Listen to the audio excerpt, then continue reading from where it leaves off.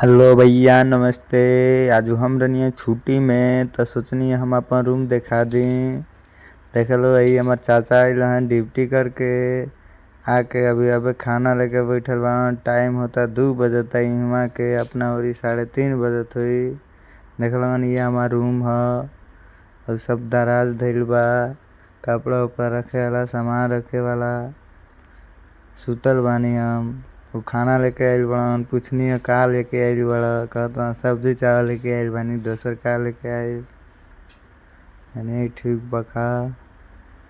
देख लो हमार रूम ना प्रधान चाचा। देख लो ये हमार रूम। आज के ब्लॉग में ख़त्म करतानी, फिर मिलब दूसरा ब्लॉग में। ठीक है, बाय टाटा बाय बाय।